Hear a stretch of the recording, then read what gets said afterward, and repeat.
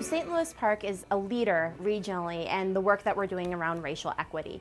We truly believe in the intrinsic value of every learner. What is one thing we want to make sure we are doing when we are doing Circle so that everyone can be welcomed and heard? Restorative practices are grounded in indigenous cultures and is really based around the concept of Ubuntu. I am because we are. This idea that we are all interconnected and woven together, and that a hurt or a pain that happens to one is really a hurt or pain to the whole community. Restorative practices, it's really connected to our strategic plan. One of the core parts of it is energizing and enhancing the spirit, and one of the things that aligns with restorative practices is building that community.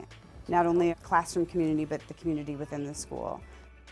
All schools and all buildings are a part of the PrairieCare Child and Family Grant, so it is district-wide, and all students and all teachers are also involved in this work, trying to make sure that school is an inclusive environment where all students, regardless of socioeconomic background, gender, or race, are equally valued and equally important and equally heard in their classroom environments. When we are doing Circle, students are being seen and heard in an authentic way. Think back, if you had to list one thing that was important to you.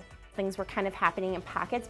A person here might do this or a person there might do it, but it wasn't being done across classrooms.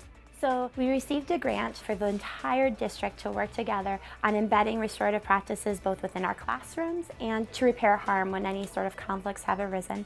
So from kindergarten through 12th grade, all district buildings have a restorative practice lead to help provide some education for staff about what restorative practices are, and to help move alongside of staff to make sure that we're doing more circles. What's something you would suggest for what you can do moving forward? When students feel like they have an avenue, a way in which to kind of be able to address issues that come up, I think that we see calmer classroom environments. And what I've noticed is that students understand much better about how to resolve conflict when it emerges.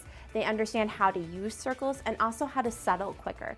I've seen that change in students and staff, but also in the feel of the building. Not only are we preventing things from happening in the future, but we are actually allowing students and staff to really be seen and heard, and that is absolutely going to enhance the learning of all of us. Students will begin to learn some of these restorative practice skills of perspective taking and problem solving when they're in the younger grades, and carry it through into middle school and high school as well. When children learn about how to do restorative practice through circles, we're building their reflective capacity or their ability to think about their thinking, but also deepen their true thinking about what they've learned or what they will be learning.